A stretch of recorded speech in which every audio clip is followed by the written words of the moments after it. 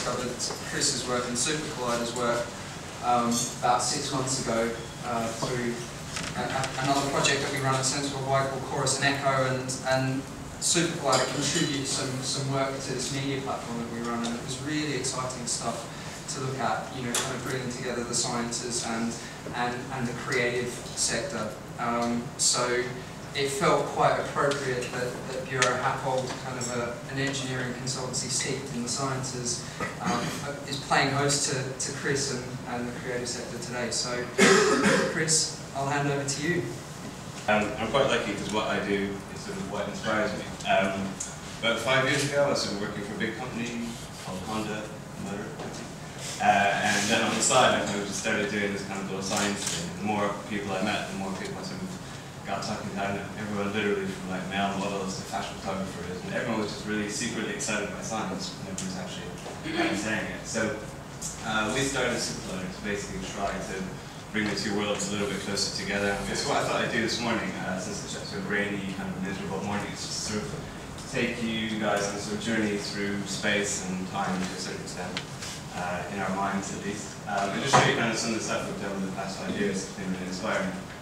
From Mars to the Super Collider in Switzerland and France, which gives us our sort of our namesake. It's kind of one of the big inspiring projects that kind of came along the second time we to the Atacama Desert, where they do sort of X-ray gamma detection experiments, to the microscopic world of crystals and crystallography, volcanoes, both on Mars and on Earth. And then, yeah, looking at some of this creative stuff, some of the kind of projects we've come across over the years where people kind of mixed fun, creative stuff with science. This was a fundraiser for the RSPB and for the Owl Trust, I think they're called. This was a girl who made these amazing little sort of cardboard box owl thing. I think it's probably one of my favourite images of the past 5 years. This is sunset on Mars as captured by one of the rovers. You can see the sun's like slightly different from what you see here. It's a little bit smaller. But yeah, just the fact that it's an actual real photograph is just, to me, mind-blowing. Seeing the mountains in the distance and stuff like that. I thought I'd quickly do a quick thing about what we've kind of learned recently. In the past couple of days, we've been doing a sort of article about asteroids, because there's a big one about to come past the Earth.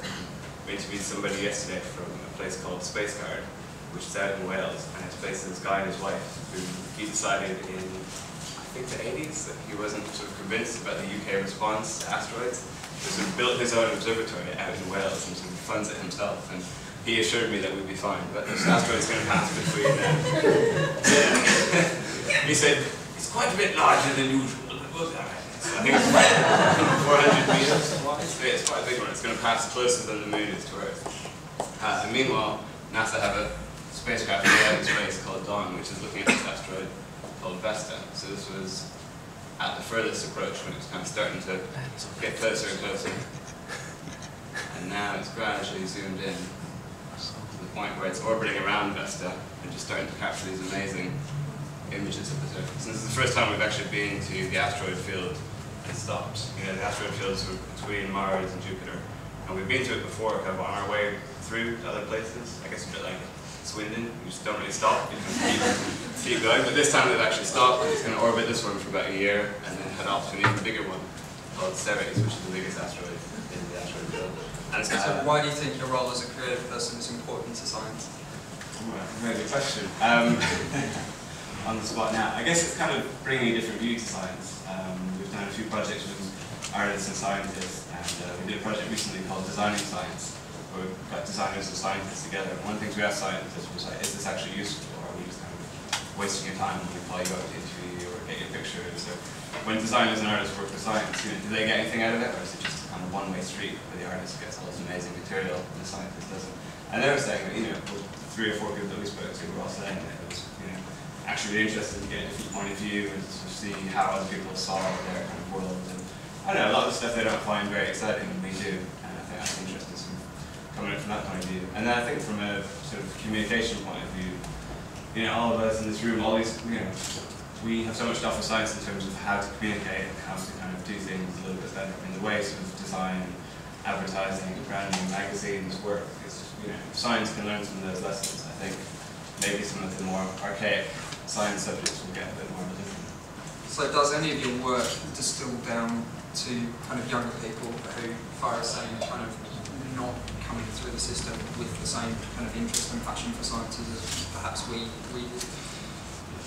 I suppose the short answer is no, because we haven't had any criminal record background checks yet. So we're not actually allowed to work with kids yet. Yeah, we're not allowed anywhere near. But we're, we have been approached a few times to do certain projects, run things for kids and stuff. So it's something we're looking into. What I'm sort of interested in is the age that, I don't know about you, but the age that I sort of got turned off science. I think it's this very critical time where, when I was little, I was a little science kid. I went to science on Sundays in Toronto, in Canada, with this little museum and did science stuff. It was all really, really fun. And then you get to a certain point where kind of, being a music journalist or I don't know, whatever else becomes really interesting.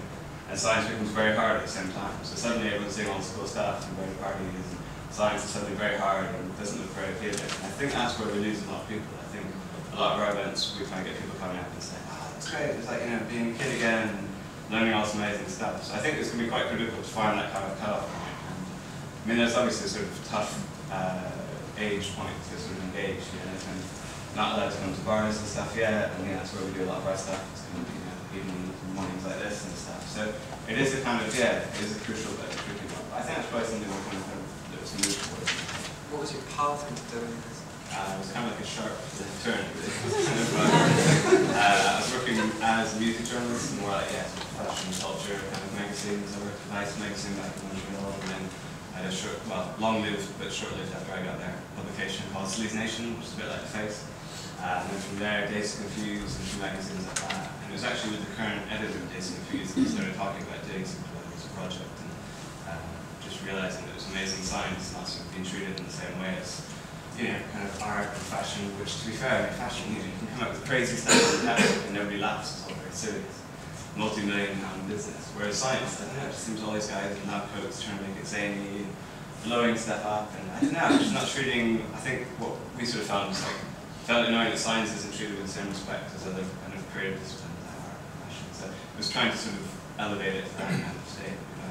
So really, no training, I just kind of stumbled into it and bubbled along and picked things up and stuff. So I just think nowadays, I think people, shouldn't be worried about sort of exploring different sort of fields and just diving in and asking questions.